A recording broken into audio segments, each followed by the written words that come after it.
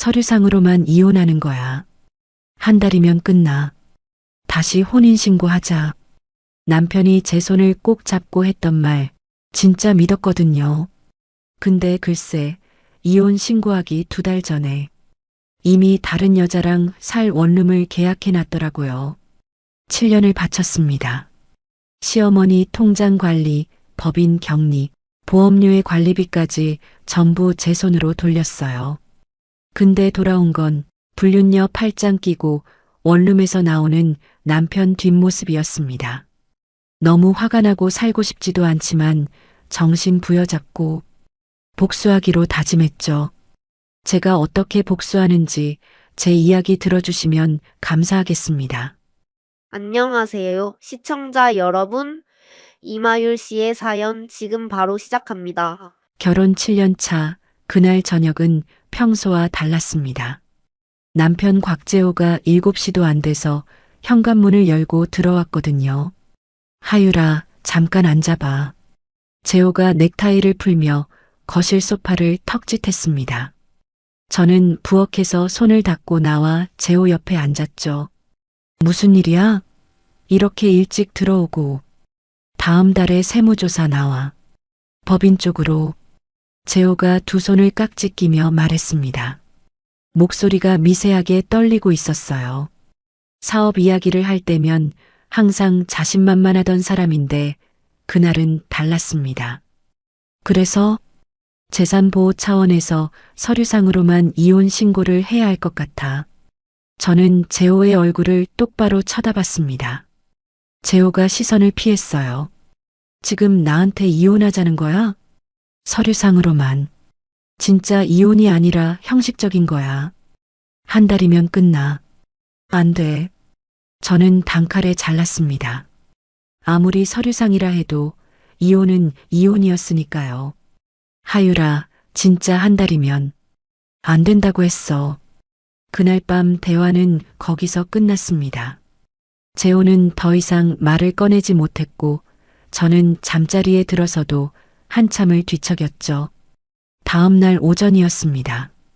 초인종이 울려서 인터폰을 확인하니 시어머니 진명자 여사가 서 있었어요. 현관문을 여는 순간 시어머니의 눈가가 이미 벌겋게 부어 있는 게 보였습니다. 어머니, 무슨 일이세요? 왜 우세요? 시어머니가 현관에 서서 제 손을 덥석 잡았습니다.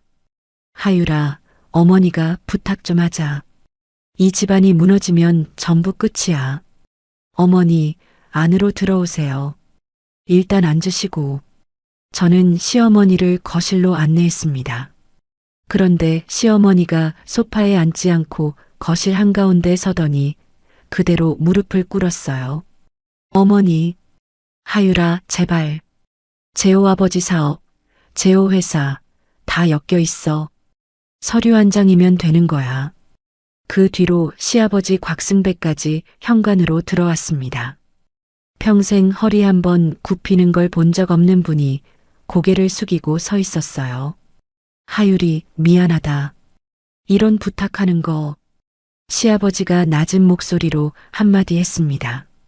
저는 거실 바닥에 무릎 꿇은 시어머니와 고개를 숙인 시아버지 사이에 서서 차마 입을 열 수가 없었습니다. 일주일을 고민했습니다. 밤마다 천장을 보며 생각했어요. 재호가 매일 밤 제 옆에 누워 같은 말을 반복했습니다. 한 달이면 끝나. 끝나면 바로 다시 혼인신고하자. 진짜 한 달이지? 약속할게. 재호가 어둠 속에서 제 손을 잡았습니다. 결국 저는 재호가 건네준 서류에 도장을 찍었어요. 가정법원 확인 기일, 판사 앞에서 이혼 의사를 확인하는 그 짧은 시간이 유난히 길게 느껴졌습니다.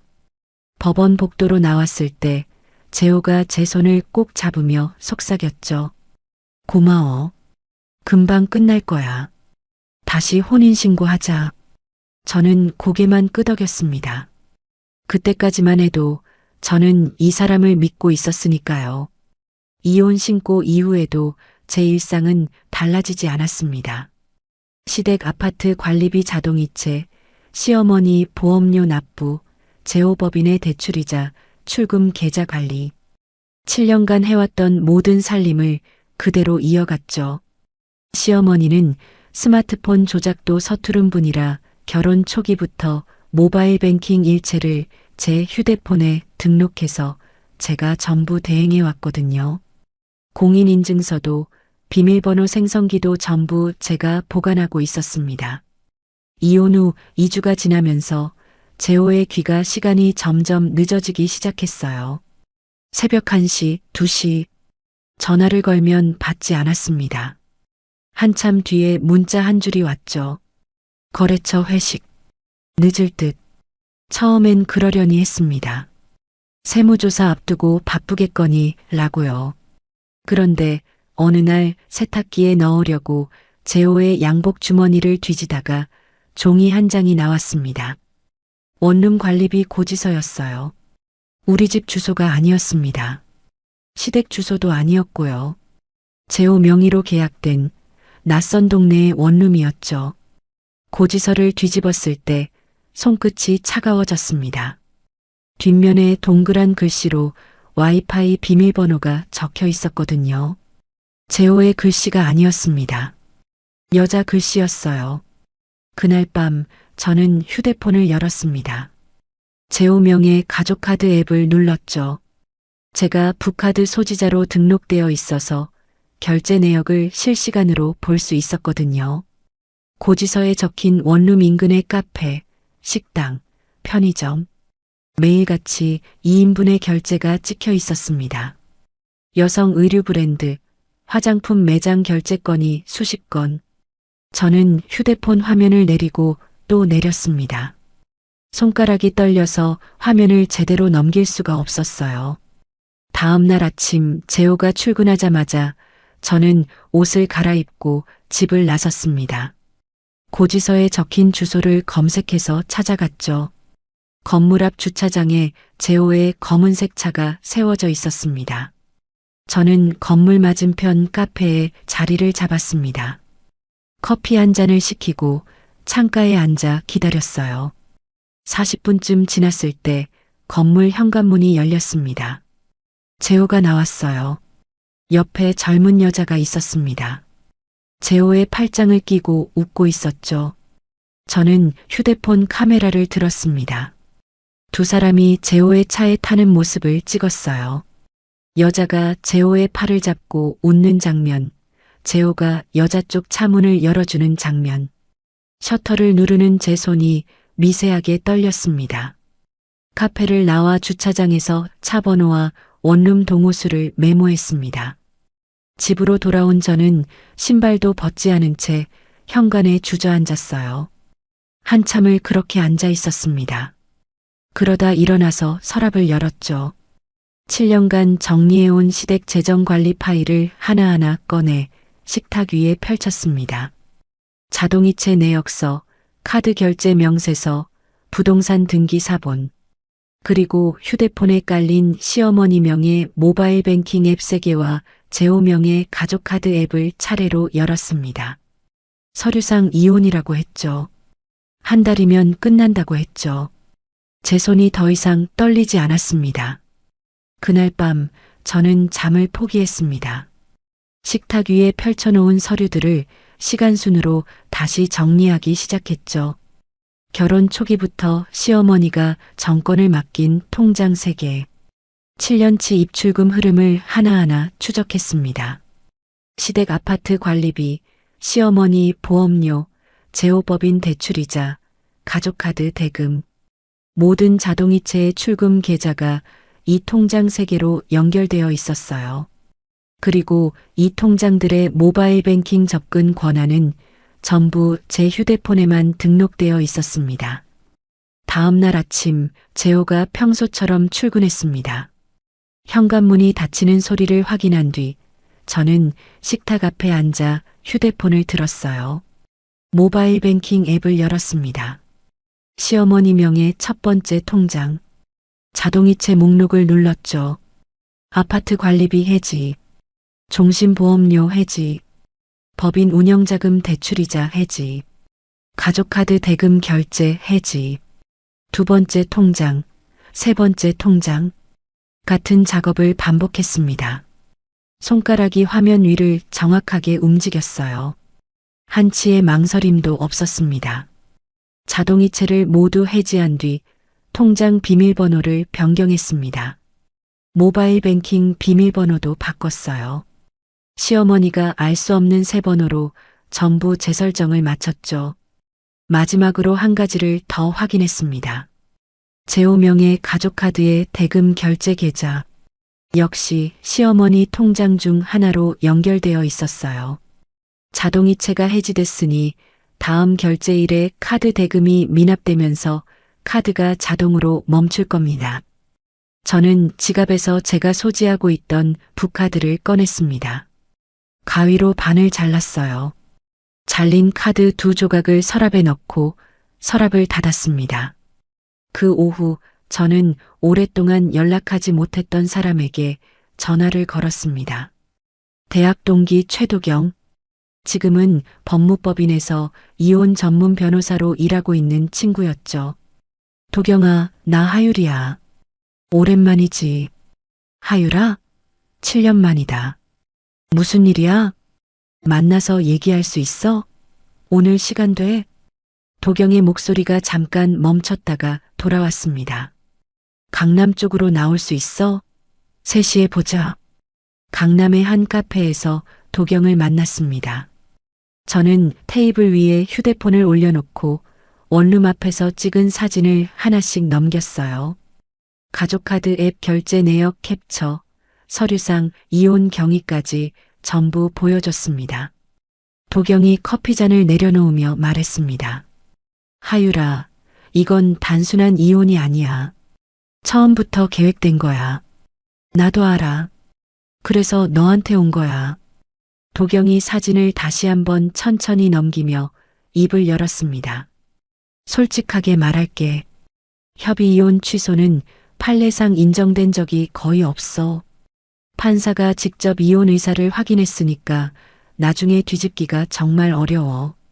그럼 방법이 없는 거야? 도경이 고개를 저었습니다. 아니, 이혼 전부터 바람을 피우고 있었다는 걸 증명하면 위자료랑 재산 나누는 비율에서 압도적으로 유리해져. 전례가 없는 싸움이긴 한데 해볼 만해. 도경의 눈이 단단하게 빛났습니다. 저는 고개를 끄덕였어요. 도경의 조언대로 그날부터 증거를 체계적으로 정리하기 시작했습니다.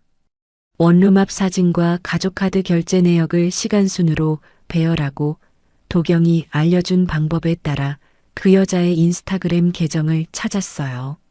명품 상자를 뜯는 사진, 고급 식당에서 찍은 셀카들, 전부 화면에 날짜와 주소가 보이게 캡처해서 저장했습니다. 이렇게 날짜랑 주소 보이게 저장해두면 나중에 증거로 쓸 수 있어. 도경이 전화로 그렇게 알려줬거든요. 자동이체를 해지한 지 이틀째 되는 날이었습니다. 시어머니의 휴대폰에 관리비 미납 알림이 떴을 겁니다. 보험료 자동이체 실패 문자도 갔겠죠. 같은 시각 가족카드 대금이 미납되면서 제호의 카드가 결제 거절당했을 거예요. 시아버지 법인의 대출이자도 연체 처리됐을 겁니다. 은행에서 경고 문자가 날아갔겠죠. 시댁에서는 대체 무슨 일이 벌어진 건지 파악도 못하고 있었을 거예요. 시어머니가 은행을 찾아갔다는 이야기를 나중에 들었습니다. 창구에서 비밀번호가 변경됐다는 안내를 받았지만 비밀번호 생성기는 제 집에 있고 공인인증서도 제 노트북에만 등록되어 있으니 즉시 해결이 안 됐던 거죠. 은행 직원한테 사정을 설명하며 소란을 피우다가 결국 지점장한테 안내받고 나왔다더군요. 그날 저녁부터였습니다. 제 휴대폰에 시어머니 전화가 쏟아지기 시작했어요. 진명자, 곽재호, 진명자, 곽승배, 곽재호. 화면이 쉴 새 없이 울렸습니다. 시댁 쪽 이모 번호까지 떴어요. 저는 단 한 통도 받지 않았습니다. 자정이 넘어서 부재중 전화 알림을 확인했습니다. 99통. 숫자가 더 이상 올라가지 않는 최대치였죠. 저는 휴대폰을 식탁 위에 엎어놓고 현관 도어락 앞으로 갔습니다. 비밀번호를 변경했어요. 재호가 알고 있던 번호를 재호가 모르는 번호로 바꿨습니다. 다음 날 아침이었습니다. 현관 초인종이 미친 듯이 울렸어요. 인터폰 화면을 켰습니다. 재호가 서 있었죠. 비밀번호를 누르고 또 누르고 있었습니다. 문이 열리지 않으니까 초인종을 연타하기 시작했어요. 하유라, 하유라, 문 열어. 재호가 문을 두드리며 소리를 질렀습니다. 하유라, 지금 뭐 하는 거야? 문 열라고. 저는 인터폰 화면을 바라보며 녹화 버튼을 눌렀습니다. 재호의 얼굴이 점점 붉어지고 있었어요. 목소리가 복도 전체에 울렸을 겁니다. 하유라. 한참을 두드리던 재호가 멈췄습니다. 경비실에서 누가 올라온 모양이었어요. 경비원의 목소리가 작게 들렸습니다. 선생님, 민원이 들어와서요. 좀 조용히 해주셔야. 재호가 뭐라고 대꾸하더니 결국 발걸음을 돌렸습니다. 인터폰 화면에서 재호의 등이 멀어지는 게 보였어요. 저는 녹화를 멈추고 그 파일을 도경에게 전송했습니다. 메시지를 하나 덧붙였죠. 본격적으로 시작하자. 다음 주 도경의 법무법인에서 첫 번째 공식 미팅이 열렸습니다. 저는 7년치 재정 자료와 원룸 사진, 인터폰 녹화 파일, 그 여자의 인스타그램 캡처를 전부 USB에 담아 가져갔어요. 회의실 테이블 맞은편에 도경과 함께 선임 변호사 구태선이 앉아 있었습니다. 구태선 변호사가 USB 자료를 노트북에 띄워 하나하나 훑어보더니 화면을 멈추고 물었습니다. 이마율 씨, 이 원룸 임대차 계약일을 확인할 수 있겠습니까? 계약일이요? 구태선 변호사가 노트북 화면을 돌려 제게 보여주며 말했습니다. 만약 이 원룸 계약일이 이혼 신고일보다 앞선다면 곽재호 씨가 이혼 전부터 동거를 준비하고 있었다는 결정적 증거가 됩니다. 이게 핵심이에요. 도경이 옆에서 고개를 끄덕이며 덧붙였습니다. 하유라, 이혼 취소 자체는 솔직히 승소 가능성이 높지 않아. 그런데 이걸 청구하는 것만으로도 상대한테 압박이 돼. 실질적으로는 결혼 중에 바람피운 증거를 확실히 잡아서 위자료를 최대한 올리고 재산을 더 가져오는 게 핵심 전략이야. 구태선 변호사가 서류 한 장을 꺼내며 말했습니다. 그리고 이마율 씨가 시댁 부동산 취득에 기여한 금액. 이건 별도로 돌려받을 수 있는 청구를 걸 수 있습니다. 저는 두 사람의 말을 하나도 빠뜨리지 않고 메모했습니다. 같은 주 수요일 저는 도경의 조언에 따라 한 가지 일을 더 했습니다. 7년간 재호법인의 격리 업무를 도우며 알게 된 것들이 있었거든요. 재호가 개인적으로 쓴 돈을 법인카드로 결제한 내역, 매출을 빠뜨린 것 같은 건들. 저는 그 자료를 정리해서 국세청 홈페이지에 익명 제보 시스템으로 제출했습니다. 도경에게 전화를 걸었죠. 도경아, 제보 넣었어. 잘했어. 이미 세무조사가 예정되어 있으니까 이 제보가 조사 범위를 넓히는데 역할을 할 수 있어. 그 정도면 재호한테 타격이 되겠지? 충분히. 도경의 짧은 대답에 힘이 실려 있었습니다. 며칠 뒤부터 시댁 쪽 소식이 하나둘 들려오기 시작했어요. 아파트 관리비가 2달째 밀려서 관리사무소에서 독촉장을 보냈다더군요. 시어머니 명의 보험도 보험료가 안 나가서 곧 계약이 끊길 수 있다는 통지를 받았고요. 법인 대출이자가 연체되면서 은행에서 경고장이 또 날아갔습니다. 시어머니가 뒤늦게 비밀번호 생성기를 재발급받고 공인인증서를 다시 등록하려고 은행이랑 이곳저곳을 오가며 며칠을 허비했다는 이야기도 들었어요. 재호는 사태를 수습한답시고 그 여자와의 원룸 동거를 급히 정리하고 시댁으로 돌아갔습니다. 그런데 시아버지 곽승배가 은행에서 온 연체 통지서와 카드 미납 내역을 들이밀며 추궁했다더군요. 이게 뭐냐? 이 원룸은 뭐고 이 카드 내역은 뭐냐?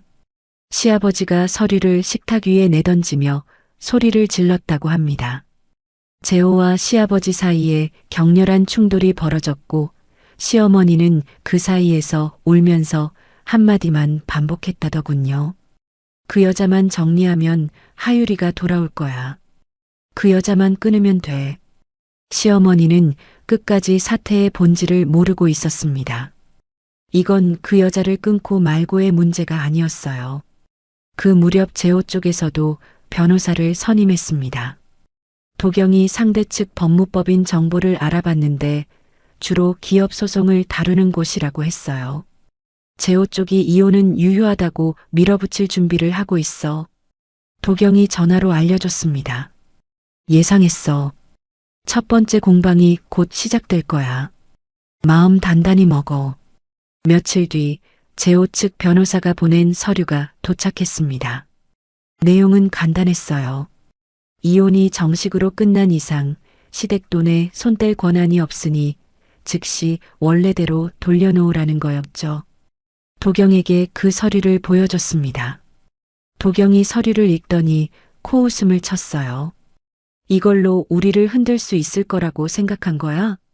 답변서 쓰자. 그리고 거기에 위자료 청구서랑 재산 나눠달라는 서류를 같이 붙여서 보내자. 같이? 같이. 받아보면 정신 번쩍 들 거야.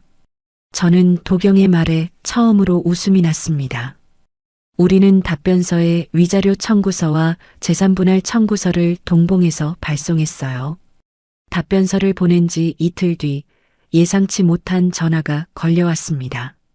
모르는 번호였는데 받아보니 중년 남자 목소리가 들렸어요. 이마율 씨입니까? 저는 송판규라고 합니다. 송판규, 재호의 사업 파트너이자 그 여자 송나겸의 아버지였습니다. 만나서 잠깐 이야기할 수 있겠습니까? 저는 잠시 생각했습니다. 거절할 이유가 없었어요. 오히려 이 사람이 직접 움직였다는 게 무슨 뜻인지 알고 싶었죠. 시내의 한 호텔 로비에서 송판규를 만났습니다. 60대 초반으로 보이는 남자가 자리에서 일어나 제게 고개를 숙였어요. 딸아이가 경솔했습니다. 그 부분은 사과드리겠습니다. 송판규가 자리에 앉으며 말했습니다. 저는 아무 말 없이 마주 앉았어요.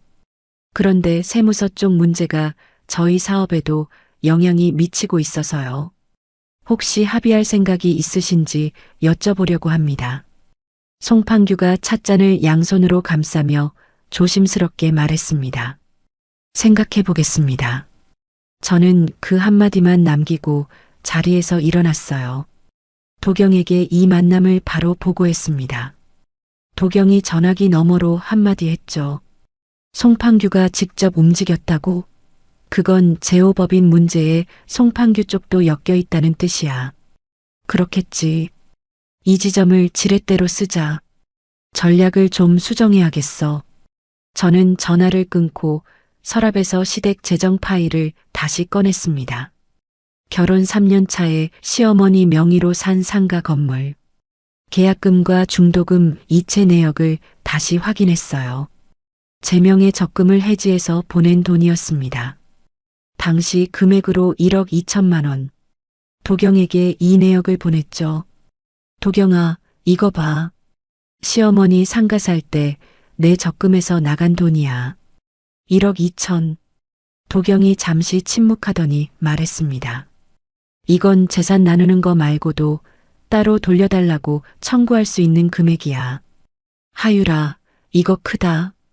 저는 전화를 끊고 식탁 위에 서류를 다시 펼쳤습니다. 7년이라는 시간 동안 제가 이 집안에 쏟아부은 것들의 증거가 한 장 한 장 쌓여 있었어요. 송판규와 만난 지 3일 뒤 도경에게서 전화가 왔습니다. 하율아, 세무서에서 재호법인한테 조사 사전 통지서 보냈대. 조사 범위가 넓어졌어? 응. 법인카드 사적으로 쓴 거랑 매출 누락건이 추가됐대. 우리 쪽 세무 담당이 확인해줬어.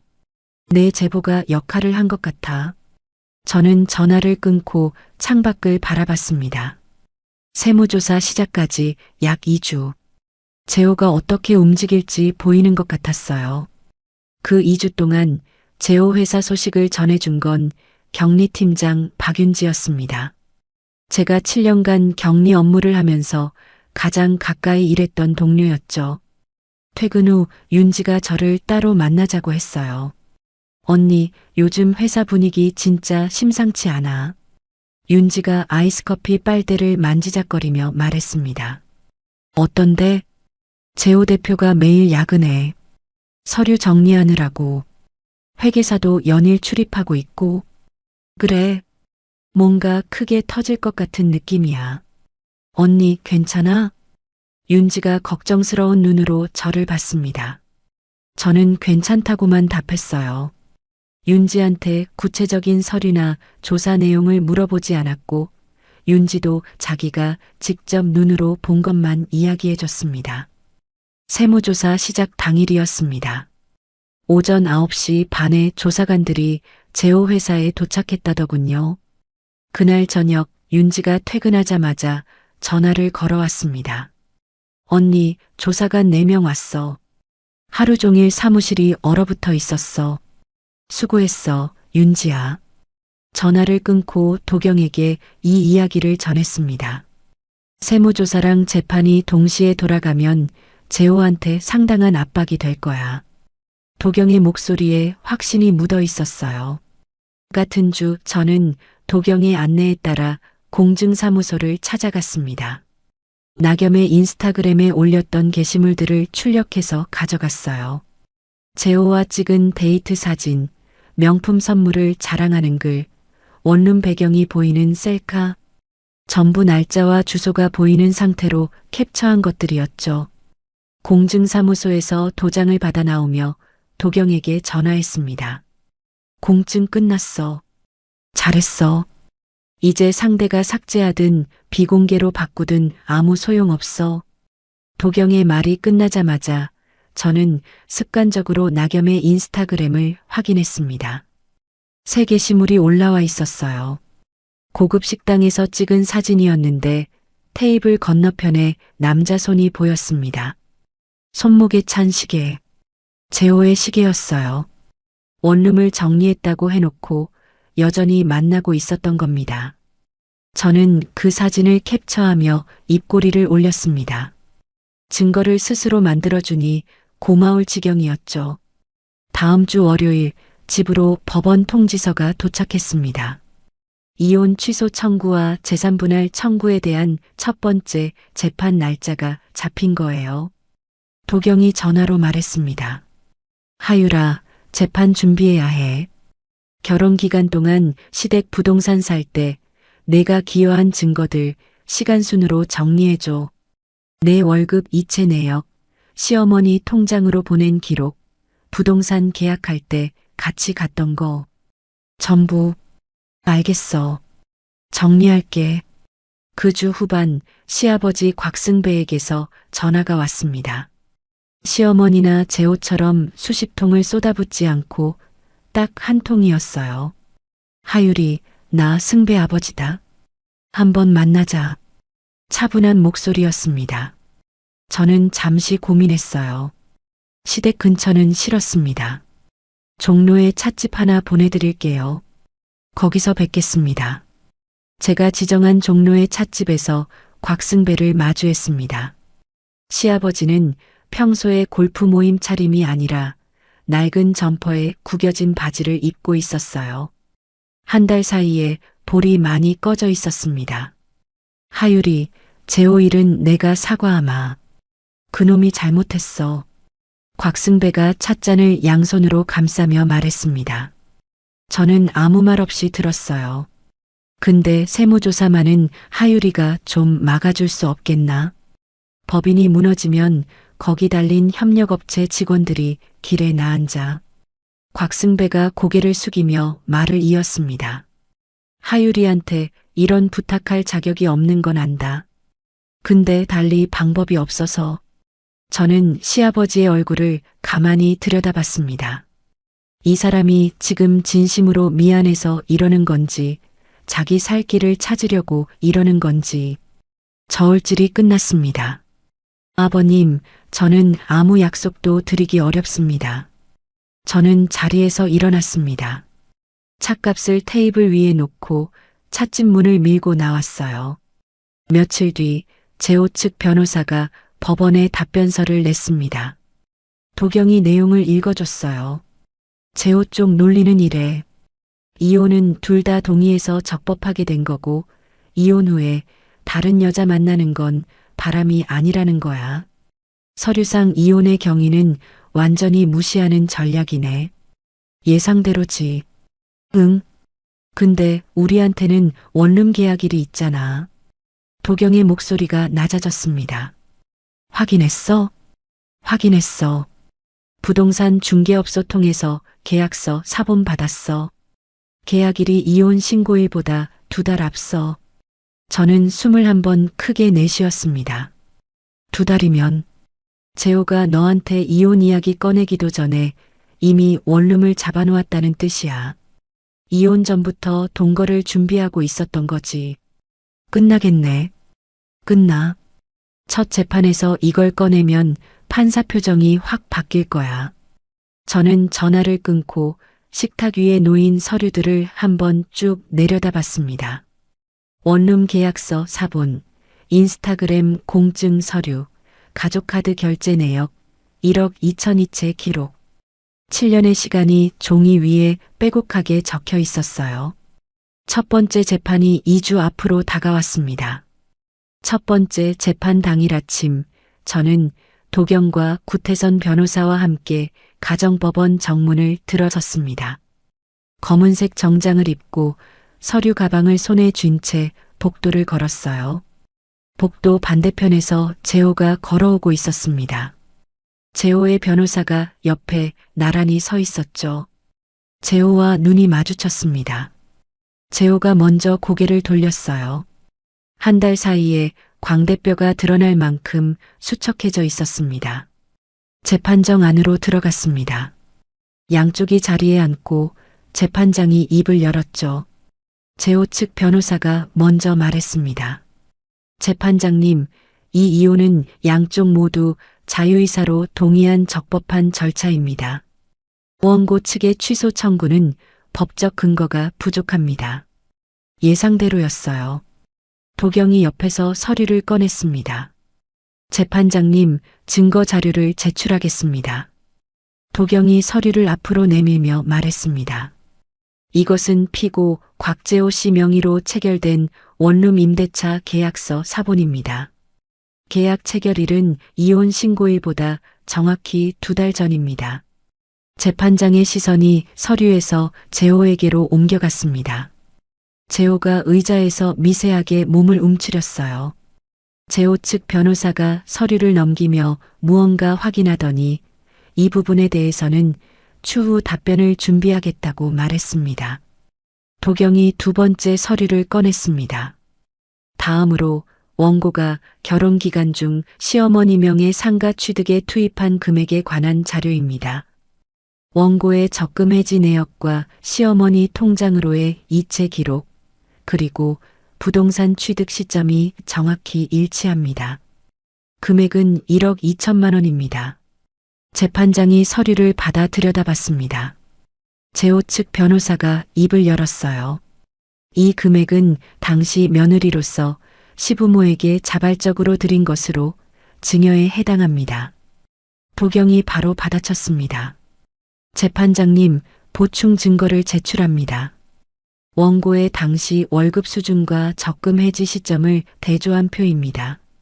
원고의 연간 소득 대비 이 금액은 전 재산에 가까운 수준으로 자발적 증여로 보기엔 무리가 있습니다. 재판장이 고개를 끄덕이며 서류를 넘겼습니다. 재호 측 변호사가 아무 말도 하지 못한 채 자기 서류만 뒤적였어요. 재판이 끝났습니다. 재판장이 다음 기일을 정하고 자리에서 일어났죠. 저는 도경, 구태선 변호사와 함께 재판정을 나왔습니다. 복도를 걸어 계단을 내려가는데 뒤에서 발소리가 들렸어요. 하유라. 재호의 목소리였습니다. 저는 발을 멈추고 돌아섰어요. 재호가 3미터쯤 뒤에 서 있었습니다. 넥타이를 풀어 헤친 채 입술을 달싹거리며 뭔가 말하려 했어요. 저는 재호를 정면으로 바라보며 말했습니다. 할 말 있으면 변호사 통해서 해. 그리고 돌아서서 도경의 차가 있는 주차장으로 걸어갔어요. 차에 올라타며 백미러를 봤습니다. 재호가 주차장 입구에 선 채 움직이지 못하고 있었어요. 차가 출발하면서 재호의 모습이 점점 작아졌습니다. 재판 후 3일이 지난 오후였습니다. 현관 초인종이 울렸어요. 인터폰 화면을 켰더니 시어머니가 서 있었습니다. 비밀번호를 누르다가 문이 안 열리니까 복도 바닥에 주저앉았어요. 하유라, 하유라. 문 좀 열어줘. 어머니야. 시어머니의 목소리가 인터폰 너머로 들렸습니다. 울먹이며 같은 말을 반복했어요. 하유라, 제발. 어머니 말 좀 들어봐. 한 번만. 저는 인터폰 화면을 지켜봤습니다. 시어머니가 복도 벽에 등을 기대고 앉아 소리를 내며 울기 시작했어요. 그 소리가 점점 커지더니 옆집 문이 열리는 소리가 났습니다. 잠시 뒤 경비실에서 전화가 왔습니다. 민원이 접수됐다는 거였죠. 저는 인터폰 통화 버튼을 눌렀습니다. 어머니, 앞으로는 변호사를 통해 연락해 주세요. 그 말만 하고 인터폰을 껐어요. 화면 속에서 시어머니가 고개를 들어 인터폰 카메라를 바라보더니 천천히 일어나 복도 끝으로 사라졌습니다. 그 주 후반 세무조사가 본격적으로 진행되면서 재호법인 상황이 급격히 나빠지고 있었습니다. 도경이 법무법인의 세무 담당을 통해 파악한 정보를 전해줬어요. 하유라, 법인카드 사적 사용분 추징금이 수억 원대로 나올 수 있대. 그리고 송판규 회사랑 주고받은 거래 내역까지 조사가 확대되고 있어서 송판규 쪽에도 별도 조사가 들어갈 수 있다더라. 송판규 쪽도? 응. 둘이 엮인 거래가 한두 건이 아닌 모양이야. 그 다음 날 송판규에게서 전화가 왔습니다. 처음 만났을 때의 조심스러운 태도는 온데간데 없었어요. 이마율 씨 세무서 제보건. 그거 당신이 한 거 맞지? 증거가 있으시면 그렇게 하세요. 법적 책임을 물을 수도 있어요. 이거 가만 안 둡니다. 저는 전화기를 귀에서 떼지 않은 채 화면에 녹음 버튼이 돌아가고 있는 걸 확인했습니다. 하실 말씀 끝나셨으면 끊겠습니다. 전화를 끊고 녹음 파일을 도경에게 보냈어요. 도경아, 송판규가 나한테 협박 전화했어. 녹음했고. 잘했어. 이거 나중에 재판에서 유리하게 쓸 수 있어. 한편 나겸은 상황이 심각해지자 인스타그램 계정을 비공개로 돌렸습니다. 하지만 저는 이미 주요 게시물을 전부 공증해둔 상태였어요. 삭제하든 숨기든 이미 늦었죠. 세무추징금 소식 이후 시아버지 곽승배에게 변화가 생겼습니다. 법인 명의가 곳곳에 걸려있는 곽승배 본인에게도 세무 문제가 직접 미칠 수 있다는 통보를 세무사한테 받은 거예요. 아들을 감싸왔던 곽승배가 자기 재산이 위협받는 상황에서 처음으로 재호한테 등을 돌리기 시작했다는 이야기가 들려왔습니다. 도경이 전화로 말했습니다. 재호 쪽 조만간 합의 제안 들어올 거야. 세무조사에 재판까지 동시에 돌아가니까 버틸 수가 없을 거거든. 합의 조건 내가 정리해서 보낼게. 저는 전화를 끊고 메모장을 펼쳤습니다. 위자료 상가 기업은 1억 2천 전액 반환, 재호의 공식 사과. 한 글자 한 글자 또렷하게 적어 내려갔어요. 두 번째 재판 일주일 전 도경에게서 연락이 왔습니다. 하유라, 예상대로야. 재호 쪽 변호사가 합의 협상 요청해 왔어. 장소는? 재호 쪽 법무법인 회의실로 하자는데 내가 거절했어. 중립적인 데서 만나야지. 결국 법원 근처 중재센터 회의실에서 양쪽이 마주 앉게 됐습니다. 협상 당일 저는 도경과 구태선 변호사와 함께 회의실에 먼저 도착했어요. 10분쯤 지나 문이 열리더니 재호가 자기 변호사와 함께 들어왔습니다. 재호가 의자를 당겨 앉으며 저를 힐끗 봤어요. 저는 시선을 마주치지 않고 테이블 위 서류만 바라봤습니다. 재호 측 변호사가 먼저 서류를 내밀었습니다. 위자료 3천만 원, 그리고 상가 기업은 일부 반환. 이 조건으로 합의를 제안합니다. 구태선 변호사가 서류를 받아 한 장씩 넘겼어요. 도경이 옆에서 준비해온 서류를 테이블 위에 펼쳤습니다. 재산 목록과 기여분을 계산한 표였죠. 3천만 원이요? 이마율 씨가 7년간 투입한 금액과 혼인기간 재산 증가분을 고려하면 이건 논의할 가치도 없는 액수입니다. 도경이 서류를 재호 측 변호사 앞으로 밀어놓으며 말했습니다. 재호 측 변호사의 입꼬리가 굳어졌어요. 저는 그때 처음으로 재호를 정면으로 바라봤습니다. 재호도 고개를 들어 저를 봤어요. 재호야. 제가 입을 열자 회의실이 조용해졌습니다. 원룸 계약일이 이혼 신고보다 2달 앞선다는 거 법원도 알고 나도 알아. 지금 여기서 진심으로 사과하든 법정에서 전부 드러내든 골라. 재호의 시선이 테이블 위로 떨어졌습니다. 아무 말도 하지 못한 채 고개를 숙였어요. 재호 측 변호사가 뭔가 말하려 했지만 재호가 손을 들어 막았습니다. 첫 번째 협상은 합의점을 찾지 못한 채 끝났습니다. 며칠 뒤 도경에게서 다시 전화가 왔어요. 하유라, 세무조사 1차 결과 나왔대. 법인카드 사적 사용분 추징금이 수억 원대로 확정됐어. 그리고 송판규 쪽 회사에도 별도 조사가 들어갔대. 송판규 쪽까지 터졌구나. 응. 이제 재호가 버틸 수 있는 시간이 얼마 안 남았어. 그 다음 주 시아버지 곽승배에게서 전화가 왔습니다. 하유리, 밥 한번 먹자. 아버지 단골 국밥집 알지? 거기서 보자.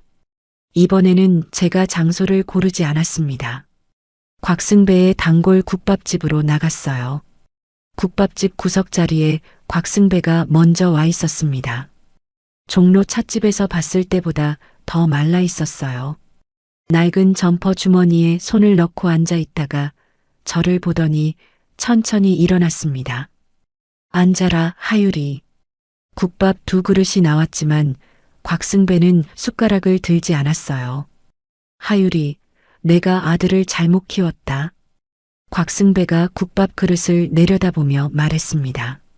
종로 찻집에서는 세무조사를 막아달라는 말만 했던 사람이었죠. 그때와는 확연히 달랐어요. 진심으로 고개를 숙이고 있었습니다. 아버님, 듣기만 해라. 내가 할 말이 있어서. 곽승배가 숟가락을 만지작거리며 말을 이었습니다. 시어머니 명의 상가 있잖아. 그 지분 절반을 내 앞으로 넘기겠다. 그리고 내가 7년간 법인에서 일한 거 퇴직금 명목으로 따로 금액을 치르마. 저는 곽승배의 얼굴을 가만히 들여다봤습니다. 다만 곽승배가 눈을 들어 저를 봤어요. 세무서 쪽 상황을 더 이상 키우지 말아다오. 그것만 부탁한다. 저는 국밥 국물을 한 숟가락 떠서 입에 넣었습니다. 뜨거운 국물이 목을 타고 내려갔어요. 아버님 말씀 잘 들었습니다. 생각해보고 답 드리겠습니다. 그 자리에서 더 이상의 대화는 없었습니다.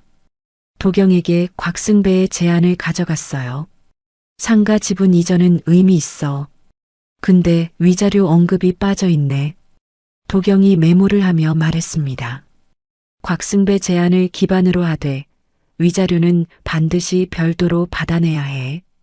역제안 준비하자. 알겠어. 그 사이 낙염 쪽에서 예상 못한 소식이 들려왔습니다. 송판규가 세무조사 확대에 분노해서 재호와의 사업 관계를 끊겠다고 통보한 거예요. 동시에 낙염한테 재호와 당장 헤어지라고 압박했다더군요. 윤지가 퇴근 후 만난 자리에서 말해줬습니다. 언니, 오늘 송판규 쪽 직원들이 회사에 와서 서류 가져갔어. 분위기가 장난 아니었어. 그래. 재호 대표 얼굴이 하얗게 질려 있었어. 사무실에서 전화하다가 소리 지르는 거 들었고, 재호는 사업 파트너와 낙염을 동시에 잃을 위기에 몰린 거였습니다. 그리고 그날 저녁 도경에게서 전화가 왔어요. 하유라, 재호가 나한테 직접 전화했어. 뭐라고 했는데? 합의 조건 다시 이야기하고 싶다고. 하율이 원하는 대로 하겠다고. 저는 전화기를 귀에 댄 채 창밖을 바라봤습니다.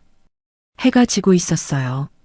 아파트 창 너머로 저녁 하늘이 붉게 물들어 있었습니다. 도경아. 응. 최종 합의안 작성해줘. 내가 조건 정리해서 보낼게. 전화를 끊고 저는 식탁 앞에 앉았습니다. 메모장을 펴놓고 펜을 들었어요. 7년이라는 시간의 값을 종이 위에 적어 내려갔습니다. 최종합의 협상날 저는 도경과 구태선 변호사와 함께 중재센터 회의실에 먼저 도착했습니다. 테이블 위에 서류를 정리하고 앉아서 기다렸어요. 회의실 문이 열렸습니다. 재호가 자기 변호사와 함께 들어왔는데 그 뒤로 시어머니와 시아버지까지 따라 들어왔어요. 예상 못한 조합이었습니다. 시어머니의 얼굴을 보는 순간 숨이 멎는 것 같았어요. 한 달 만에 10년은 늙어 보였습니다. 볼이 푹 꺼지고 입술이 바짝 말라 있었죠. 양쪽이 자리에 앉았습니다.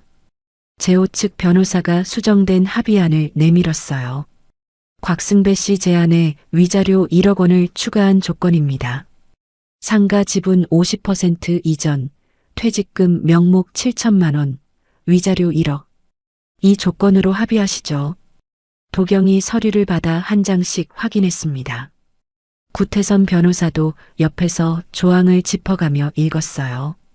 저는 서류를 내려놓고 입을 열었습니다. 조건 하나 더 있어요. 재호 측 변호사가 저를 봤습니다. 곽재호 씨가 직접 손으로 사과문을 써주세요. 낙염과의 관계가 어떻게 시작됐는지, 서류상 이혼이 처음부터 나를 속이려는 의도였다는 걸 인정하는 내용으로요. 그걸 합의서에 붙이겠습니다. 회의실이 조용해졌습니다. 재호가 고개를 들어 저를 봤어요. 입술을 달싹거렸지만 말이 나오지 않는 것 같았습니다. 재호 측 변호사가 먼저 입을 열었어요. 자필 사과문은 법적 구속력 문제가 있습니다. 이 부분은 도경이 바로 잘랐습니다. 이 조건이 수용되지 않으면 소송 끝까지 갑니다. 세무조사 결과도 나왔고 원룸 계약일 증거도 있고 공증된 사진도 있어요. 법정에서 전부 펼칠 준비돼 있습니다. 회의실에 침묵이 흘렀습니다. 재호가 테이블 위 자기 손등을 내려다보고 있었어요. 재호 측 변호사가 재호 쪽으로 몸을 기울여 뭔가 속삭였지만 재호는 반응하지 않았습니다. 그때 곽승배가 의자를 밀고 일어나더니 재호의 등을 한 대 쳤어요. 써라. 짧고 단단한 한마디였습니다. 재호가 아버지를 올려다봤어요. 아버지, 써. 내가 한 짓이잖아. 곽승배가 재호의 어깨를 움켜쥐며 말했습니다. 재호의 고개가 천천히 떨어졌어요. 구태선 변호사가 A사 용지와 펜을 테이블 위에 놓았습니다. 재호가 종이를 당겨 앉았어요. 펜을 집어들었지만 한참 동안 첫 글자를 쓰지 못했습니다. 재호가 회의실 한쪽 테이블로 자리를 옮겨 사과문을 쓰기 시작했어요.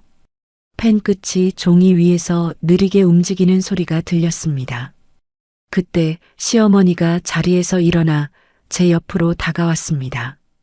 의자를 당겨 제 바로 옆에 앉더니 낮은 목소리로 입을 열었어요. 하유라. 저는 시어머니를 돌아봤습니다. 어머니가 그때 나겸이라는 여자가 있는 거 알고 있었어. 심장이 한 박자 멈추는 것 같았습니다. 사업 때문에 눈을 감았어. 재호가 사업 파트너 딸이니까 어쩔 수 없다고 하길래 어머니가 못 본 척한 거야. 시어머니의 손이 무릎 위에서 떨리고 있었어요. 서류상 이혼 부탁하러 내 집에 갔을 때도 알고 있었어. 그러면서 무릎을 꿇었어. 저는 시어머니의 얼굴을 가만히 들여다봤습니다. 7년간 명절마다 제 손을 잡아주던 손, 생일마다 미역국을 끓여줬던 사람, 그 다정함의 실체가 뭐였는지 비로소 알겠더군요. 저는 아무 말도 하지 않았습니다. 시어머니에게서 시선을 거두고 다시 정면을 바라봤어요. 10분쯤 지나 재호가 종이를 들고 돌아왔습니다. A사 용지 한 장에 빼곡하게 적힌 글씨. 재호의 손이 미세하게 떨리고 있었어요. 도경이 사과문을 받아 읽었습니다. 구태선 변호사도 함께 확인했어요. 도경이 고개를 끄덕이며 저를 봤습니다. 합의서 최종안이 정리됐습니다. 상가 지분 50% 이전, 퇴직금 명목 7천만 원, 위자료 1억 원, 자필 사과문 첨부, 그리고 재호 측이 이혼 취소 청구에 대해 더 이상 다투지 않겠다는 동의. 양쪽 변호사가 조항을 하나하나 소리내어 읽었고 서명이 이루어졌습니다. 서명이 끝나고 서류를 정리하는데 회의실 안이 묘하게 고요했어요. 저는 서류 가방을 들고 자리에서 일어났습니다. 회의실 문을 열고 복도로 나왔을 때 뒤에서 재호의 목소리가 들렸습니다. 하유라. 저는 멈춰섰습니다. 돌아보지 않았어요. 미안해. 재호의 목소리가 갈라졌습니다. 저는 1초만 멈췄다가 다시 걸었습니다. 복도를 걸어나가는 제 구두 소리가 유난히 또렷하게 울렸어요. 합의서 체결 이후 가정법원에서 이혼 취소를 받아들이는 결정이 나왔습니다. 이를 바탕으로 새롭게 정식 이혼 절차를 밟되 합의서 조건이 그대로 반영되는 형태로 정리가 진행됐어요. 모든 법적 절차가 마무리되기까지 약 2달이 더 걸렸습니다. 상가 지분 이전 등기가 완료된 날, 저는 등기소에서 제 이름이 적힌 등기 서류를 받아들었습니다. 이마율. 34년 인생에서 처음으로 온전히 제 이름으로 된 부동산이었어요. 종이 한 장의 무게가 전혀 다르게 느껴졌습니다. 그날 저녁 도경과 조용한 식당에서 마주 앉아 와인을 한 잔 기울였어요. 하유라, 이 사건은 단순한 이혼이 아니었어. 내 7년을 되찾는 과정이었어. 도경이 잔을 들며 말했습니다. 저는 와인잔을 내려놓으며 대답했어요. 되찾은 거 어떻게 쓸지 이미 생각해놨어. 뭔데? 집에 가서 보여줄게. 그날 밤 저는 노트북을 열고 창업 지원 사이트를 검색하기 시작했습니다. 상가 1층 공실의 면적과 위치를 확인하고 사업계획서 양식을 내려받았어요. 대학 시절 경영학을 전공하며 품었던 나만의 가게라는 오래된 꿈이 화면 위에서 다시 선명해지고 있었습니다. 모든 법적 절차가 끝나고 계절이 한번 바뀌는 동안 저는 상가 건물 1층 공실을 직접 활용하기로 결정했습니다. 소규모 카페 겸 베이커리. 대학 시절부터 품어왔던 꿈이었죠. 7년간 시댁 살림과 법인 격리를 도맡으며 쌓은 실무 감각을 총동원해 사업계획서를 작성했어요. 소상공인진흥공단의 창업 지원 프로그램에 지원서를 냈습니다. 승인이 나기까지 약 1달이 걸렸어요. 그 사이 인테리어 업체를 선정하고 메뉴 개발을 병행하며 매일 상가 현장을 오갔습니다. 그 무렵이었어요. 격리팀장 박윤지에게서 연락이 왔습니다. 언니, 나 회사 그만뒀어. 윤지야? 갑자기가 아니지. 진작 나왔어야 했어. 윤지가 전화기 너머로 웃으며 말했습니다. 언니 사업 시작한다며? 나도 같이 하면 안 돼? 저는 잠깐 말을 멈췄어요. 윤지의 꼼꼼한 성격, 숫자 하나 틀리지 않는 실무 능력을 7년간 옆에서 봐왔으니까요. 재무랑 운영 관리 맡아줄 수 있어? 당연하지. 그거 하려고 전화한 거야. 윤지의 목소리가 밝았습니다. 저도 모르게 입꼬리가 올라갔어요. 윤지를 만난 자리에서 제호법인 소식도 들었습니다. 세무추징금이랑 송판규 쪽 파트너십 해소가 겹치면서 법인 매각 추진하고 있대. 업계에 소문 다 퍼졌어. 나겸은 아버지 송판규가 압박해서 재호랑 완전히 끊었대. 해외로 나갔다더라. 윤지가 커피잔을 내려놓으며 담담하게 말했어요. 저는 고개를 끄덕이기만 했습니다. 이미 제 삶과 상관없는 이야기였으니까요. 인테리어 공사가 한창인 어느 오후였습니다. 타일 붙이는 소리가 매장 안에 울리고 있었는데 입구 쪽에서 인기척이 느껴졌어요. 돌아보니 곽승배가 공사 현장 입구에 서 있었습니다. 아버님? 곽승배가 안으로 한 발 들어서며 공사 중인 내부를 둘러봤습니다. 벽면 타일, 카운터 골조, 창가 좌석 배치. 한참을 천천히 둘러보더니 고개를 끄덕였어요. 잘 될 거다, 하율이. 곽승배가 점퍼 주머니에서 낡은 봉투를 꺼내 제 앞에 내밀었습니다. 봉투 겉면에 아무것도 적혀 있지 않았지만 안에 뭐가 들었는지 짐작이 갔어요. 사업 시작 축하한다. 보탰어라. 저는 봉투를 받지 않았습니다. 곽승배의 손을 가만히 내려다보다가 고개를 저었어요. 아버님, 이제 받을 이유가 없습니다.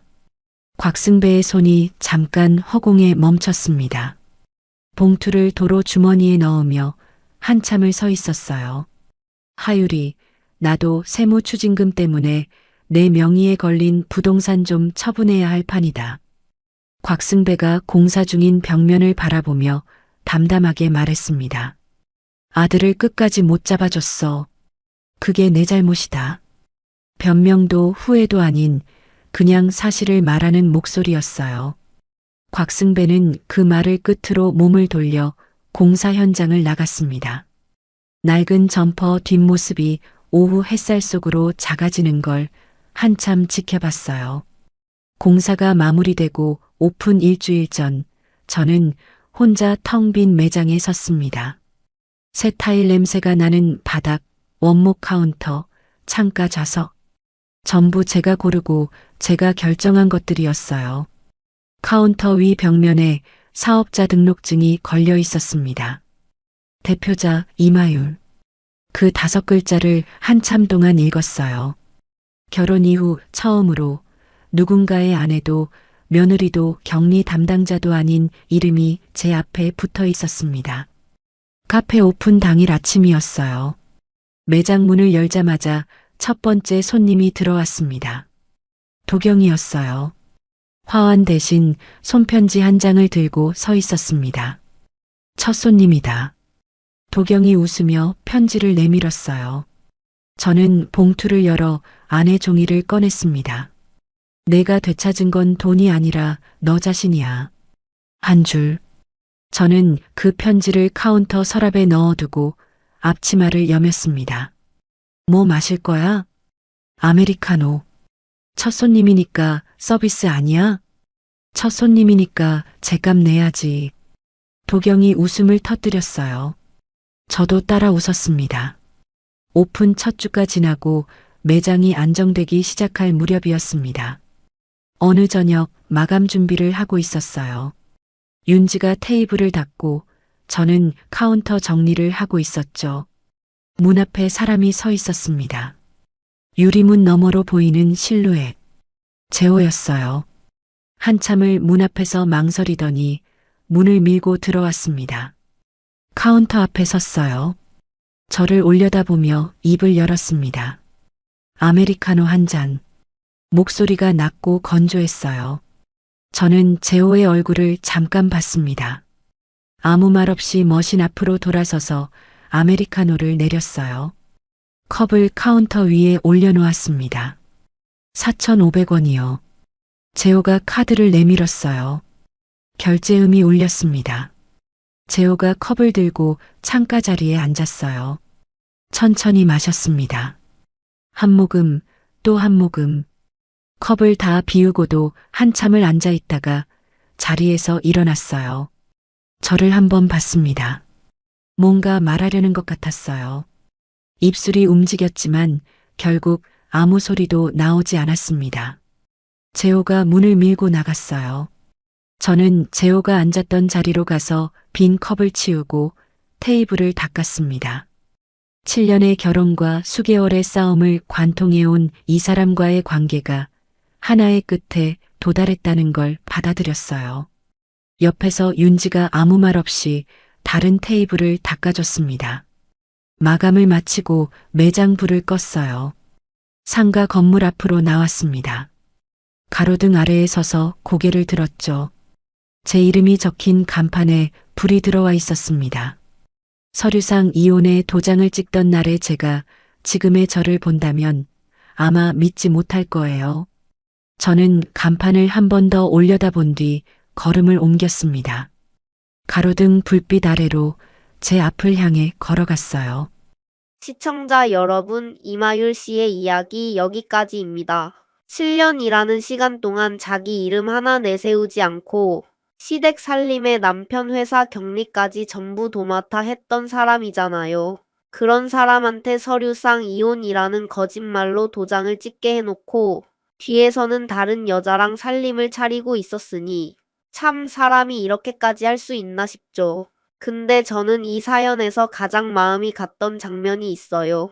마지막에 하율 씨가 카페 간판을 올려다보는 장면이요.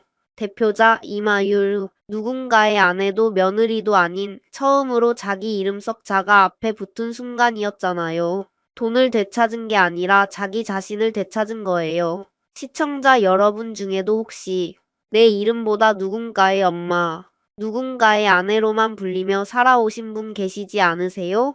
내 것 하나 없이 남의 살림만 꾸려온 세월이 억울하신 분도 계실 거예요. 늦지 않았습니다. 하율 씨도 34년 만에 처음으로 자기 간판을 달았으니까요.